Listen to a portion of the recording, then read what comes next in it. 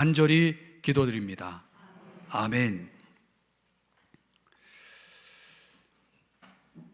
우리가 사는 이 시대는 불확 넘어섰는데도 끝날 것 같지 않은 이런 모습들, 경제는 어렵다는 뉴스들이 계속 들려오고요, 전쟁의 소식도 들려오고 또 지진의 소식도 들려오고, 핵 문제로 인해서 어려움을 겪고 있고, 여기저기서 들려오는 테러의 뉴스들이 있고, 도대체 마치 살 얼음 위를 걷는 것처럼 어느 것 하나 정말 안심할 수 없는 그런 시대의 거리 위에 우리가 살고 있습니다. 이런 시대 속에 살고 있기 때문에 사람들의 표정이 어둡고 마음이 불안하고 두렵고 그런 것 같습니다. 그런데 오늘 저는 여러분에게 좋은 소식 하나를 나누려고 합니다. 시대는 불확실하지만 우리가 분명하게 성경을 통해서 확신할 수 있는 중요한 소식이 오늘 성경 속에 그려져 있습니다. 여러분 한번 생각해 보십시다. 우리가 신앙 안에서 나 자신에게 또 우리 서로에게 물을 수 있는 가장 중요한 질문이 무엇이라고 생각하십니까? 오늘 설교 제목과 관련이 있는 질문입니다. 영생의 확신이 있다고 생각하는가? 여러분에게 있어서 영생이 있다고 생각하십니까?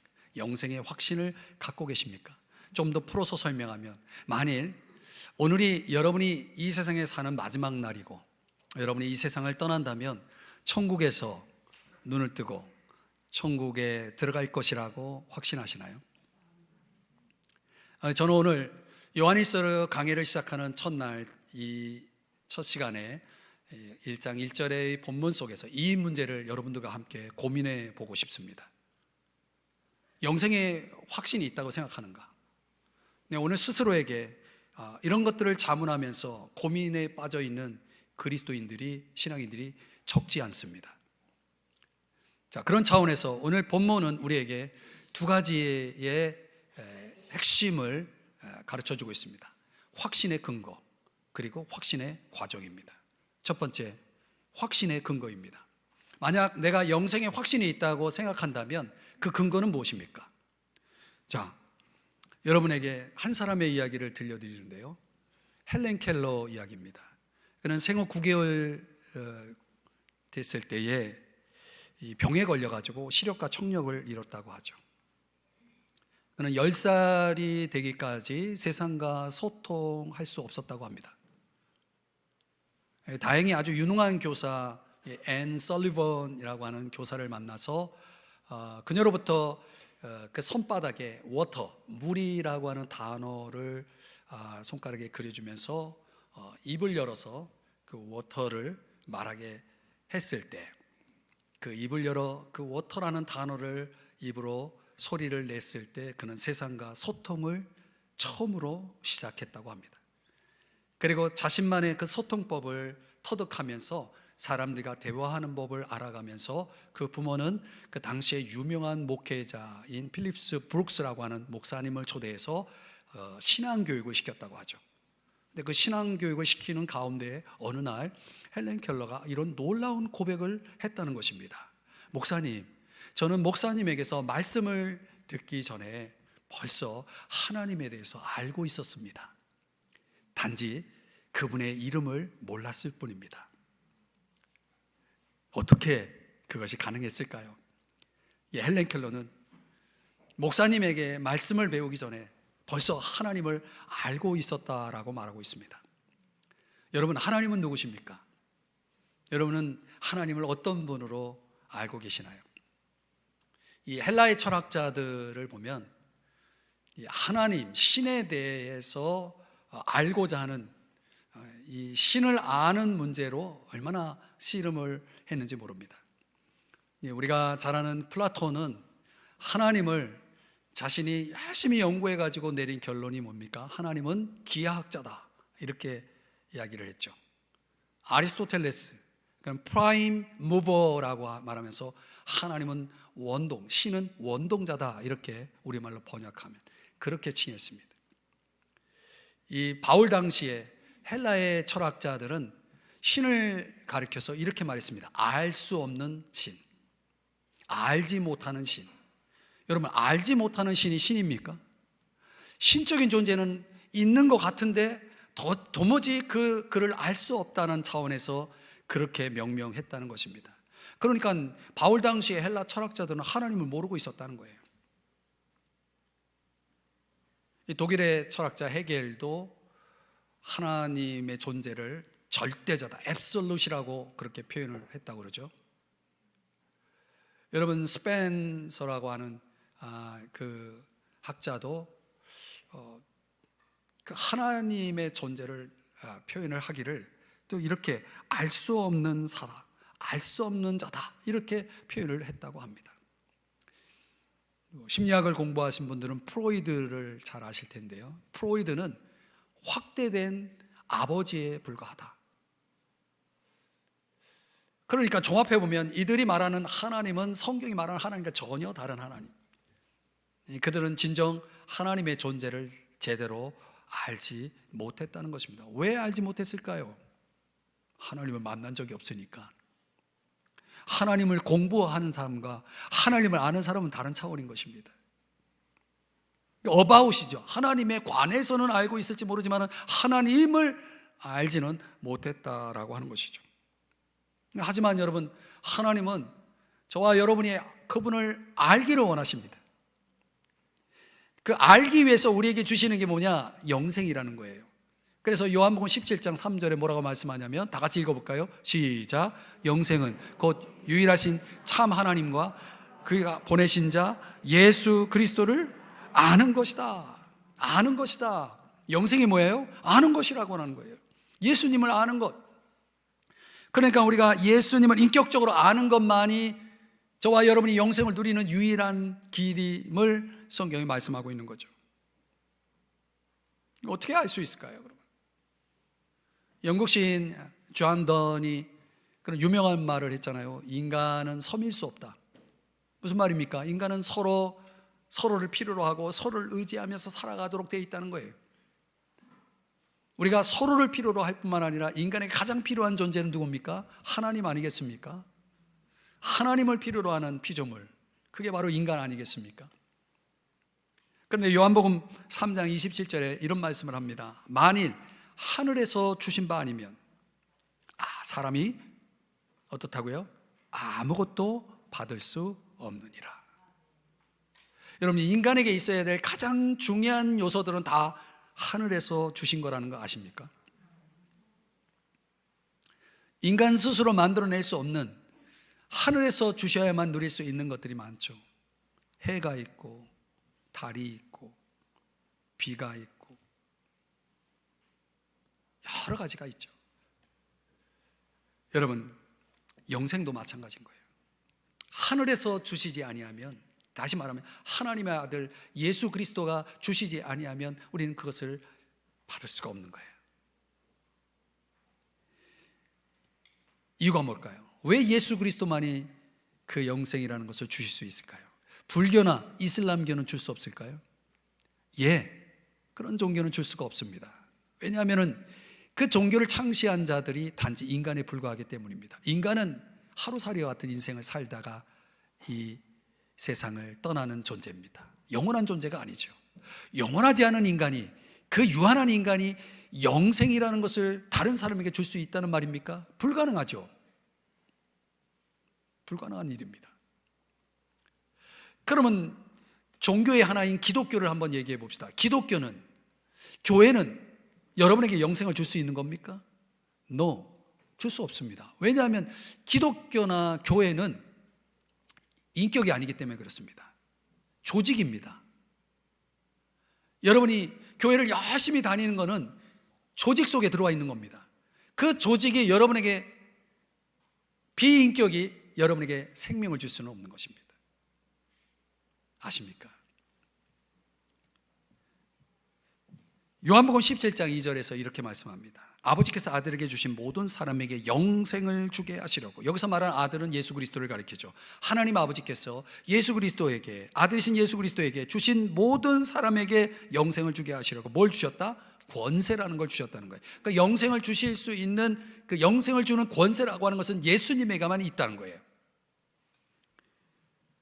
그 영생을 줄 수 있는 권세가 예수님에게 있다는 것을 오늘 성경 요한일서 1장 1절에서는 이렇게 예수님을 소개합니다. 태초부터 있는 생명의 말씀에 관하여는. 자, 이걸 좀 풀어서 여러분들에게 설명을 드려야 되겠는데요. 예수 그리스도를, 그 영생을 줄 수 있는 권세를 가지신 예수 그리스도를 오늘 본문에서는 이렇게 소개합니다. 태초부터 있는. 여러분, 성경 66권 안에 태초라는 단어로 시작되는 성경이 3권이 있습니다. 아시나요? 창세기, 요한복음, 요한일서. 지금 우리가 요한일서를 보고 있죠. 창세기 1장 1절 이렇게 시작하죠. 다 같이 읽어보죠. 시작. 태초에 하나님이 천지를 창조하시며. 과학자들이 말하는, 학자들이 말하는 지구의 나이가 있겠지만은 분명한 건 뭐냐면 이 지구는 시작이 있다는 거예요. 하늘과 땅인 시작이 있다는 거예요. 천지 만물을 창조하신 그때, 그 시점을 태초라고 하는 단어로 설명하고 있습니다. 태초의 바로 그 시점입니다. 여기서 말하는 태초는. 그런데 요한복음 1장 1절 태초에 말씀이 계시니라. 여기서 말하는 태초는 창세기 1장 1절의 태초랑 좀 다른 태초입니다. 요한일서 1장 1절에도 또 말씀하죠. 태초부터 있는 생명의 말씀에 관하여는. 요한복음과 요한일서는 요한이라는 예수님의 제자가 쓴 성경이잖아요. 같은 저자가 말하고 있는 이 태초는 창세기에서 말하는 태초랑 좀 다른 개념으로서 왜 이 태초라는 단어를 쓰고 있느냐? 하나님은 영원 전부터 계신 분이다라고 하는 거예요. 그러면 영원이 뭡니까? 영원이 빵원을 얘기하는 게 아니라 이터널이라고 하죠. 영원이 뭡니까? 영원. 근데 사실 영원이라고 하는 것을 설명하려면 설명이 불가해요. 왜냐하면 우리가, 여러분이 100세까지 살았다고 봅시다. 그럼 영원이라는 시간을 놓고 100세를 거기다가 이렇게 표시한다 그러면 점도 안 돼요. 그럼 도대체 영원이 얼마나 많은 길이라고 하는 것입니까? 끝이 없는 거예요. 그런데 인간은 제한된 시간 속에 살기 때문에 그 시간의 제한 속에서 살아가는, 한계 속에 살아가는 인간에게는 영원이라고 하는 개념이 없어요. 그러면 성경은 우리에게 주신 하나님의 말씀이기 때문에 그 영원이라는 걸 설명하기 위해서 사용할 수 있는, 겨우 사용할 수 있는 단어가 뭐냐? 태초라는 단어를 사용한 거예요. 그런데 이 말씀을 풀어보면, 종합하면 뭐냐면 하나님, 즉 하나님의 아들 예수 그리스도가 어떤 분이다? 영원하신 하나님이시다라는 거예요. 그분이 영원하시기 때문에 그분은 영원한 생명을 주실 수 있는 거예요. 유한한 사람은 영원한 생명을 줄 수가 없겠죠. 자기도 영원하지 않은데 어떻게 영원한 생명을 줄 수 있다는 말입니까? 그런데 예수님만이 그 영생을 주실 수 있는 권세가 있다는 것을 태초부터 있는 분이다 라고 하는 이 표현 속에서 설명해 주고 있는 거예요. 또 하나, 생명의 말씀이다 그랬어요. 이걸 좀 설명하기 위해 관련된 구절 두 곳을 좀 찾아보겠는데, 요한복음 1장 1절에서 4절은 여기 이렇게 시작하죠. 태초에 뭐가 있다? 말씀이 계시니라. 말씀이 있다라고 말하지 않고 말씀이 계시다. 그러면 이 말씀은 분명히 인격이 있는 분임을 설명하는 겁니다. 그래서 뭐라고 말씀합니까? 1절 끝부분에 이 말씀은 곧 하나님이시니라. 그러니까 이 말씀이신 하나님이 누구라는 거예요? 예수님을 가리키는 거죠. 2절, 그가 태초에 하나님과 함께 계셨고, 여기 하나님 아버지와 함께 계신 분이에요. 3절, 만물이 그로 말미암아 지은 바 되었으니 지은 것이 하나도 그가 없이는 된 것이 없느니라. 그러니까 만물이 그로 말미암아, 즉 말씀이신 하나님 예수 그리스도로 말미암아 지어졌다. 그러니까 그분은 누구라는 거예요? 창조주시라는 거죠. 그 창조주가 누구를 또 지었냐면 그가 없이는 된 것이 없기 때문에 저와 여러분도 그분이 지은 거예요. 그분이 우리의 창조주가 되신다는 거예요. 그리고 그분 안에는 또 뭐가 있다? 4절, 생명이 있었으니. 그분 안에 생명이 있구나. 그러면 여러분 종합하면 무슨 얘기입니까? 그분은 말씀이신 하나님이시면서 그분은 창조주이시고 그분은 우리의 모든 필요한 것들을 공급하시는 기버, 모든 걸 주시는데 어떤 것까지 주시냐면 그 안에 생명이 있기 때문에 생명까지도 주실 수 있는 분이다라는 걸 설명하고 있는 거예요. 그분이, 그 말씀이신 그분이, 하나님이신 그분이 요한복음 1장 14절에 뭐라고 말씀합니까? 육신이 되어 우리 가운데 거하시며, 이게 성탄절이죠. 예수님이 이 땅에 인간의 몸을 입고 생명으로 탄생하셨다는 거예요. 그러니까 그분은 두 가지를 가지고 있는 거예요. 생명 자체를 가지고 있는 분이고, 생명을 줄 수 있는 생명을 창조하시는 분이고. 이해가 되십니까? 그렇기 때문에 예수 그리스도는 우리에게 있어서 영생을 주실 수 있는 유일한 분이시라고 성경은 말씀하고 있는 거예요. 요한일서 5장 11절 이하에서는 하나님이 우리에게 영생을 주신 것과 이 생명이 영생입니다. 그의 아들 안에 있는 그것이니라. 아들이 있는 자에게는 뭐가 있어요? 생명이 있고, 또 하나님의 아들 예수 그리스도의 이름을 믿는 너희에게는 뭐가 있어요? 영생이 있음을 알게 하려 함이라. 분명하죠. 분명하죠. 여러분이 누구라도 예수 그리스도를 믿고 여러분 마음속에 영접하면은 예수님이 여러분 마음속으로 들어오시죠. 그러면 여러분 마음속에 예수님이 들어오셨다면 예수님 안에는 뭐가 있냐면 생명이 있기 때문에 예수님이 우리 마음속에 들어오실 때 뭐까지 가지고 들어오시는 거예요? 생명까지 가지고 들어오시는 거죠. 그분이 가지고 있는 생명은 영원한 생명, 영원하신 분이기 때문에 영원한 생명이죠. 그렇다면 여러분 안에 예수님이 있다면 영생이 있는 겁니다. 이해가 되십니까? 그러면 여러분에게 묻겠습니다. 여러분 예수님 믿습니까? 예수님을 여러분 마음속에 영접하셨나요? 그렇다면 오늘 여러분에게 소개한 이 말씀대로 여러분 안에 진정 예수 그리스도가 계시다면 여러분은 영생이 있는 것입니다. 그 영생을 확신할 수 있는 거죠. 분명한 것, 확실히 알아야 될 건 뭐냐면 우리가 영생을 소유할 수 있다라고 하는 것은 예수님이 하신 일 때문에 가능한 것이고, 그 예수님을, 생명을 소유하신 그 예수님을 내가 믿고 영접했기 때문에 내가 영생을 소유하고 있는 거예요. 그렇죠? 이해가 되시죠? 자, 그런데 두 번째 중요한 문제가 있습니다. 내가 분명히 예수님 믿어요. 분명히 내가 예수님을 영접했어요. 그런데 나에게 확신이 없어요. 그런 사람이 무지 많습니다. 교회 안에. 이유가 뭘까요? 그래서 두 번째, 확신의 과정이라는 것이 필요한 겁니다. 그러니까 우리가 영생의 확신이라는 것이 그냥 단방에 주어지면 좋겠는데, 그 확신에 이르기 위해서는 이 확신의 프로세스가, 과정이 있다는 거예요.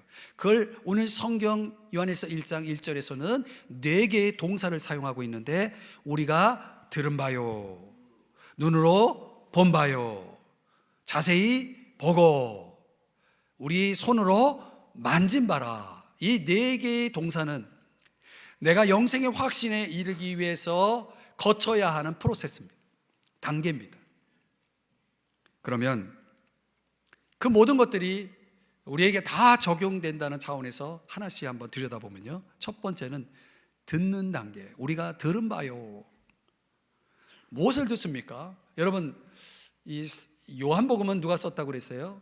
사도 요한이 썼다고 그랬죠. 요한일서도. 이 사도 요한과 예수님의 12제자 중에 사도 요한과 안드레라고 하는 제자, 두 제자의 이야기를 좀 하면, 원래 이 두 제자는 스승이 누구였냐면 세례 요한이었어요. 그러니까 성경에 보면 요한이라는 이름을 가진 두 사람이 나오는데, 그 두 사람, 한 사람은 요단강에서 세례를 베풀었던 세례 요한, 예수님의 제자, 12제자 중에 한 사람이었던 사도 요한이 있어요. 그러니까 예수님의 제자가 되기 전에 요한은 누구의 제자였다? 세례 요한의 제자였어요. 근데 세례 요한이 어느 날 이 두 제자 요한과 안드레에게 예수님이 지나가는 모습을 보면서 요한복음 1장 29절에서 이렇게 말씀하는 겁니다. 보라, 세상 죄를 지고 가는 하나님의 어린 양이로다. 예수님에 대해서 이렇게 얘기해 주는 거예요. 이게 무슨 소리인가 못 알아들었어요. 이튿날 요한복음 1장 35절에 보면, 또 이튿날 세례 요한이 자기 제자 중 두 사람, 즉 요한과 안드레와 함께 섰다가 예수께서 거니심을 보고 또 말하는 거예요. 보라, 스승이 자꾸 보내는 거예요. 그러면서 그분이 누구다? 하나님의 어린 양이로다. 그걸 자꾸 들으면서 이 요한과 안드레가 37절에 보니까 그의 말을, 스승의 말을, 세례 요한의 말을 듣고 어떻게 했다? 예수를 따르거늘. 세례 요한의 말을 듣고 지냈던 요한이 예수를 따르게 된 것은 스승 세례 요한에게 자꾸 들었다는 거예요. 예수님에 대해서.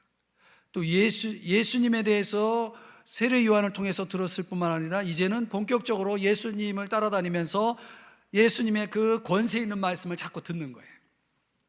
그러니까 들으면 들을수록 뭔가 끌리는 거예요. 그 제자들의 마음이 뭔가 끌리는 거예요.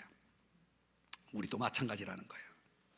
우리도 내 주변에 있는 어떤 사람들에 의해서 귀찮게 자꾸 하는 거예요. 예수님 믿어야 된다, 교회에 다녀야 된다, 자꾸 귀찮게 해요. 한 번 듣고 어제도 들었는데 오늘 또 듣고 또 내일도 듣고 자꾸 이런 사람들에게서 예수님에 대해서 듣다 보면 그래, 한번 교회 한번 나가 볼까 해서 1987년 어느 날 저도 한번 교회에 나가봤다는 거예요. 그러면서 이제 교회 목사님이 설교를 통해서 예수님의 말씀을 또 들려주시는 거예요. 듣다 보니까 내가 그동안 알고 있었던 예수님이 아니에요.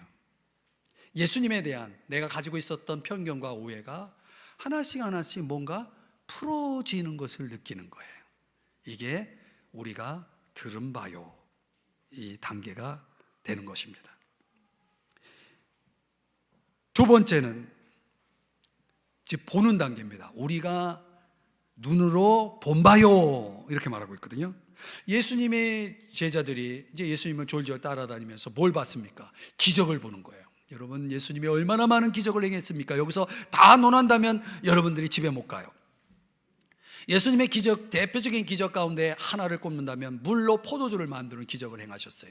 요한복음 2장 11절에서 그 기적을 보고 제자들이 예수님에 대한 반응이 바뀌었어요. 뭐라고 말합니까? 제자들이 그를 믿으니라. 뭐 전에는 안 믿었나요? 그때의 믿음하고 이 믿음은 좀 다른 거예요. 기적을 보고 더 믿음이 더 생겼다는 거죠. 그렇습니다, 여러분. 기적을 눈으로 목격하니까 예수님 이거 보통 분이 아니에요, 이렇게 되는 거죠. 우리도 마찬가지예요. 지금까지 살면서 내가 듣도 보지도 못했던 일들이 예수 믿는다고 내가 교회를 다니면서 자꾸 이상한 일들이 생기는 거예요. 그 이상한 일들은 좋은 일이에요. 왜 이런 일들이 생기는지 설명할 수 없어요. 그러나 분명한 거는 내가 교회에 다녀서 좋은 일이 생기고 있구나라는 건 분명해요. 그렇다면 예수님을 내가 그동안 잘못 알고 있었던 게 분명해. 그리고 이 예수님은 보통 분이 아니야. 내가 좀 이분을 좀 믿기는 믿어야 될 것 같아. 이런 생각을 갖게 되는 거죠. 나에게만 그런 일이 일어나는 것이 아니라 예수 믿는 사람들에게서 막 그런 일이 일어나는 걸 내가 보는 거예요. 그러니까 그걸 보면서, 예수님이 행하신 일들을 보면서 진지하게 고민하게 되는 거죠. 예수님에 대해서 이끌리면서 말이죠. 이게 두 번째 단계예요. 여러분, 어느 단계로 와 있는지 생각하시면서 들으세요. 다음 단계는 제자들이 예수님이 하시는 일을 가만히 보니까 그건 사람이 하는 일이 아니라는 걸 조금씩 알게 됩니다. 도대체 저분은 어떤 분인가? Who are you? 당신은 도대체 어떤 분이요? 좀 더 자세히 알아봐야 되겠다 해서 관찰로 들어갑니다. 자세히 보고, 세 번째 단계입니다. 자세히 보니 그분이 어떤 분이에요? 그분은 거룩하신 분이고, 그분은 사랑이 많으신 분이에요. 그분은 티가 없는 분이에요. 그분은 너무나 남을 위해서 희생하고 섬기는 분이에요. 그분은 너무나 사랑하는 분이에요. 그래서 요한복음 13장 1절에서 요한이 어떻게 기록합니까? 세상에 있는 자기 사람들을 사랑하시되 끝까지 사랑하시니라. 도대체 이런 사랑을 내가 본 적이 없는데 예수님은 그런 사랑을 하시더라는 거죠. 자세히 보니까. 그리고 자세히 보니까 예수님이 허리에 수건을 차고 그 더러운 제자들의 발을 씻어주시는 거예요. 아니 스승이, 아니 주인이 어떻게 그 제자들, 제자들의 발을 씻나요? 그 반대여야 되는데 도대체 이분은 왜 이런 행동을 하는가? 예수님이 그렇게 말씀하셨다는 거예요. 너희도 행하게 하려 하여 본을 보였노라. 예수님은 보통 분이 아닌 거예요. 그분에게 제자들은 매료될 수밖에 없게 된 것이죠. 우리도 마찬가지죠. 신앙생활하면서 좀 더 궁금해하는 사람들은 성경을 보기 시작합니다. 도대체 예수님은 어떤 분이신가? 성경을 봅니다. 기도를 합니다. 성령의 도우심을 입습니다. 그러면서 크게 두 가지를 깨닫는 겁니다. 내가 죄인이라는 사실을 깨닫는 겁니다.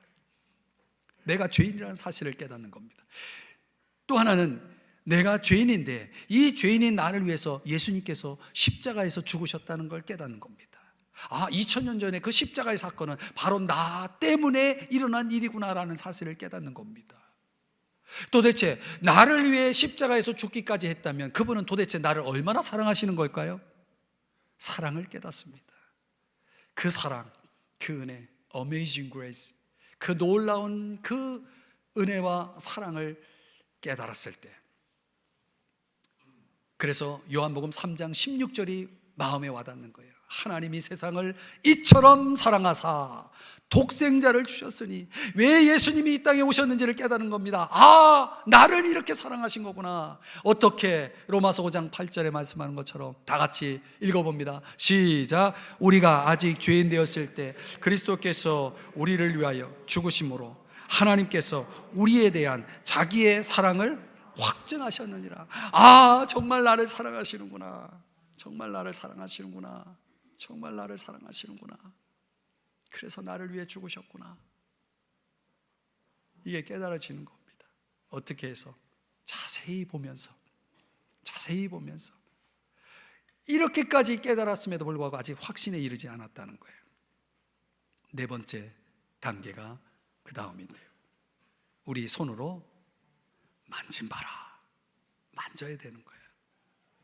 여러분, 철로 역정이라는 작품에 보면 중간 부분에 무지라는 사람이 등장하죠. 예수 그리스도가 구주 되심을, 그 복음, 그분이 복음이심을 그 무지는 깨닫지 못하고 있었다는 거죠. 아주 비극적인 인물이죠. 오늘날에도 그런 사람들이 부지기수로 많다는 거예요. 그 무지에 해당된 사람이 성경에 기록되어 있는데 그 중에 한 사람이 누구냐? 도마라는 사람입니다. 도마의 타이틀이 뭔지 아세요? 의심 많은 도마. 그래서 요한복음 20장에서 보면은 제자들이 우리 부활하여 살아계시는 예수님을 만났다, 예수님을 내가 만졌다라고 다른 제자들이 말하니까 도마가 뭐라고 얘기해요? 나는 믿을 수 없어. 나는 그분이 진정 예수님이라면, 너희들이 만난 분이 진정 예수님이라면 그분은 틀림없이 못자국이 있어야 돼. 틀림없이 창에 찔린 허리에, 옆구리에 창자국이 있어야 돼. 나는 그걸 내가 직접 보고 만지지 않으면 나는 믿을 수 없어 라고 말하죠. 그러자 예수님이 그에게 나타나셔서 이제 그 내용을 보면 예수님이 말씀하시는 거예요. 너의 손가락을 여기 내밀어 가지고 좀 봐. 여기 손 봐. 여기 허리에 또 넣어봐. 예수님이 보여주시고 도마가 만지잖아요. 만졌어요. 그랬더니 어떻게 됐습니까? 28절. 도마가 대답하여 이르되 나의 주님이시여 나의 하나님이십니다. 신앙 고백이 나온 거예요. 그러니까 이 의심 많은 도마의 신앙 대전환점이 바로 이 순간이었다는 거예요. 그분을 만졌을 때 도마는 변화됐어요. 그 변화된 도마가 어디로 가느냐? 저 먼 인도라고 하는 곳에 가서 복음을 전하다가 아주 끔찍하게 순교를 당하죠. 근데 놀랍게도 그 순교한 도마의 그 죽음의 자리에 하나의 화석이 발견되는데 바로 손가락이 나왔다는 거예요.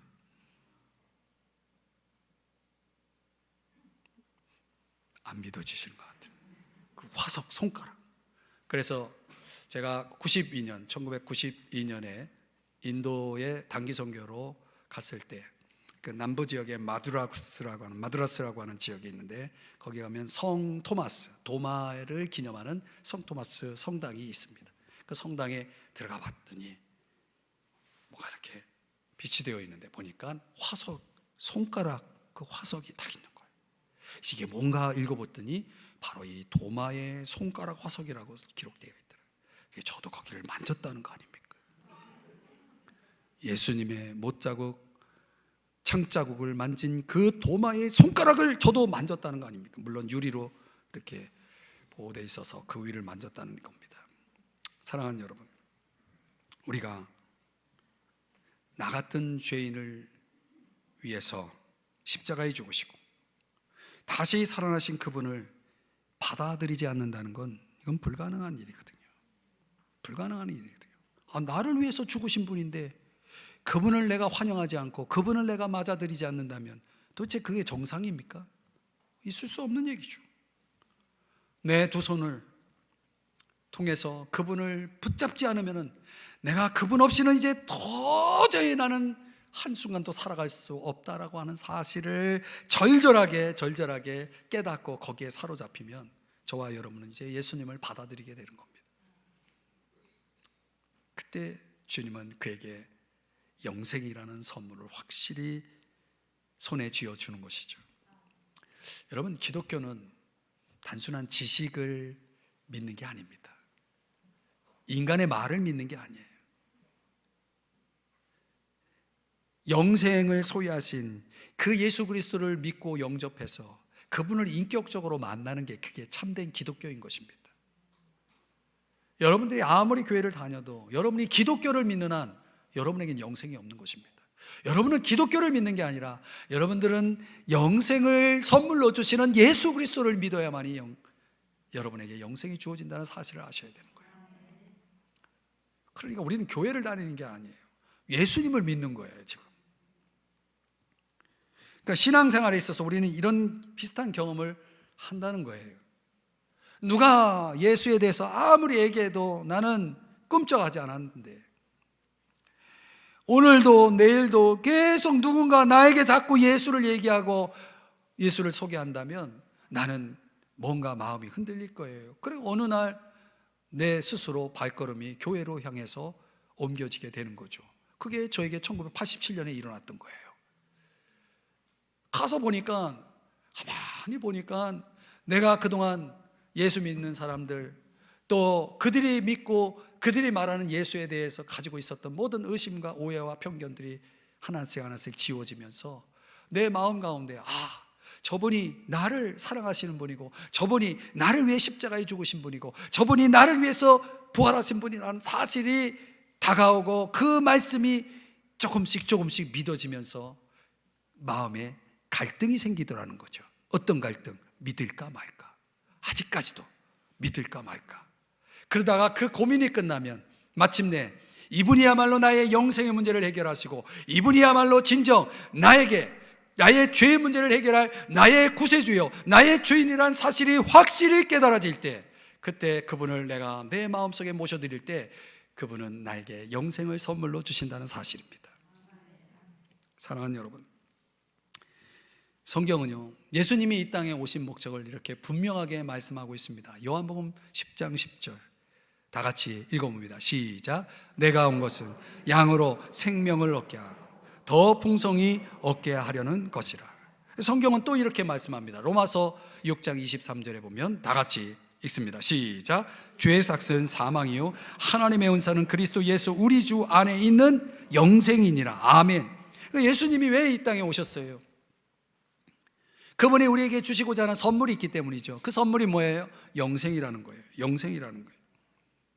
그분은 영생을 주시기 위해서 이 땅에 오셨어요. 근데 문제는 이것이에요. 요한복음 5장 40절 그러나 너희가 영생을 얻기 위하여 내게 오기를 원하지 아니하는도다. 영생을 얻으려면 예수님에게 와야 되는데 여러분이 교회로 오는 게 아니에요. 여러분 예수님에게 와야 되는 거예요. 영생을 얻기 위해서는 예수님에게 와야 되는데 예수님에게는 안 와. 그럼 영생을 얻을 수가 없는 거예요. 요한복음 6장에 보면 많은 이들이 예수님 말씀을 듣다가 도대체 저 말씀이 무슨 뜻인지도 모르고 예수님에게 붙어 있어봤자 아무 소용없겠다 해가지고 예수님을 떠나버렸어요. 다 떠나고 제자들만 남아있는 거예요. 그때 예수님께서 그 남아있는 제자들을 향해서 이렇게 물으셨어요. 너희도 가려느냐? 저도 여러분에게 그렇게 묻고 싶어요. 여러분도 가시겠습니까? 그때 제자 중 하나 시몬 베드로가 뭐라고 대답합니까? 주여, 영생의 말씀이 주께 있사오니 우리가 누구에게로 가겠습니까? 저는 다른 자에게는 절대 가지 않겠습니다. 주님께 붙어 있겠습니다.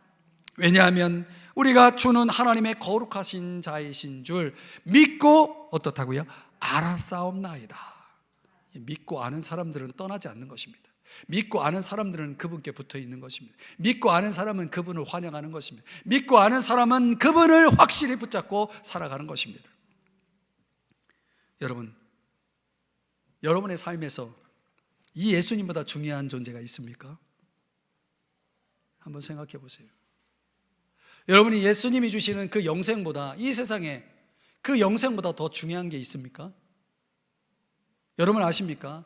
여러분이 온 천하를 얻는 세상의 성공을 거두어도 여러분이 영생을 얻지 못한다면 여러분은 영원한 시간을 지옥에서 보내야 된다는 사실 알아요? 이 영생보다 더 중요한 것은 없는 것입니다. 이 복보다 더 큰 복은 없는 것입니다. 사랑하는 여러분, 아직도 교회를 다녀도 예수님을 인격적으로 만나지 못하고 손으로 만지지 못하고 예수님을 제대로 알지 못한 상태에서 영생을 얻지 못하고 영생의 확신 없이 방황하고 있는 사람들이 틀림없이 있습니다. 여러분 중에도. 제가 그분들에게 간곡히 기회를 드립니다. 십자가 앞에 서셔야 됩니다. 십자가 앞에 서셔야 됩니다. 그 십자가 앞에서 내가 죄인이라는 사실을 확실히 깨달아야 됩니다. 여러분 다 훌륭하신 분들입니다. 그러나 그 십자가 앞에 서는 순간 여러분이 얼마나 끔찍한 죄인인지를 깨닫게 되는 것입니다. 그 십자가 앞에 겸손히 섰을 때, 그때 여러분들이 그 십자가 앞에서 여러분을 얼마나 사랑하시는지, 여러분을 위해서 죽기까지 사랑하신 그분의 사랑을 깨달으시기 바랍니다. 그러면 여러분이 그분에게 두 손 들게 돼 있습니다. 그때부터 여러분의 인생은 진정한 그리스도인의 삶을 살아가게 되는 것입니다. In Christ, 예수 그리스도 안에서의 삶이 시작되는 것이죠. 나를 그렇게 사랑하시고 나의 죄를 위해서 대신 십자가에서 죽으시고 장사된 지 사흘 만에 부활하신 그 예수 그리스도께서 내가 이토록 철저히 죄인이라는 사실을 깨닫고 나에게는 예수님 없이는 안 된다라고 하는 그 절박한 절실한 필요를 느끼고 그 예수님을 내 인생 중심에 받아들이고 요청할 때에, 그리고 그 예수님을 나의 구주로 주님으로 영접할 때에 그 주님이 여러분에게 선사할 영생의 선물이 있다는 사실을 깨달으시기를 바랍니다. 이것이 복음입니다. 여러분, 이 영생의 선물을 받으셨나요? 다시 한번 묻습니다.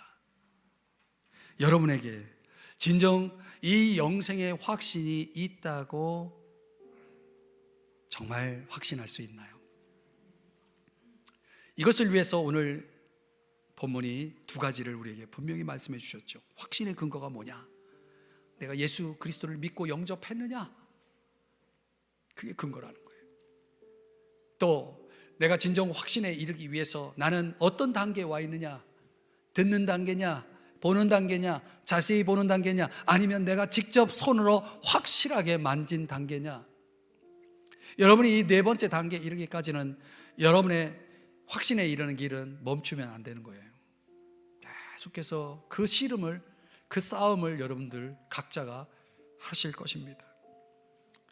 중요한 거는 손으로 만질 때 마침내 여러분은 영생의 확신을 가지고 그 영생의 그 부요한 축복의 장으로 여러분의 인생을 던질 수가 있다는 거죠. 그러면 여러분은 놀라운 하나님의 계획들을 보게 되고 누리게 된다는 사실입니다. 오늘 여러분에게 제가 한 번 더 기회를 드리려고 합니다. 눈을 감으시고 여러분이 예수님을 마음으로 받아들이기를 원하는 그런 마음이 있으신 분들은 손을 한번 이렇게 가슴에 두 손을 모아주시면서 성령의 도우심으로 제가 기도할 때에 여러분을 제가 도와주는 게 아니라 성령께서 도와주셔서 제가 기도 한마디 한마디 할 때 여러분이 저의 기도를 진정으로 따라 하실 때, 그래서 예수 그리스도를 믿고 영접하는 여러분의 마음속에 성령의 역사로 예수님이 들어오시게 되면 여러분은 영생을 비로소 소유하고 확신하게 되는 것입니다. 그래서 제가 한마디 한마디 기도할 때 여러분 눈을 감으시고 손을 모아서 저의 기도를 따라해 주시기를 바랍니다. 그러나 억지로는 하지 마시기 바랍니다. 주 예수님, 저는 죄인임을 고백합니다. 죄의 값은 사망임을 압니다. 예수님께서 이 죄인을 위해서 십자가에서 대신 죽으시고 3일 만에 부활하심을 믿습니다. 이제 살아계시는 예수님이 저의 구세주로, 저의 주인으로 내 마음속에 오시옵소서. 환영합니다. 이제부터 예수님께서 저의 구주가 되어 저의 삶을 인도해 주옵소서. 영생의 길로 인도해 주옵소서. 천국으로 인도해 주옵소서. 예수님의 이름으로 기도합니다. 아멘. 제가 기도하겠습니다. 사랑하시는 주님, 오늘 성령께서 저희들의 기도를 도우셔서 그 말할 수 없는 탄식으로 천하보다 귀한 한 영혼을 구원하기 위해서 오늘 복음을 전하게 하시고 이 복음을 듣고 받아서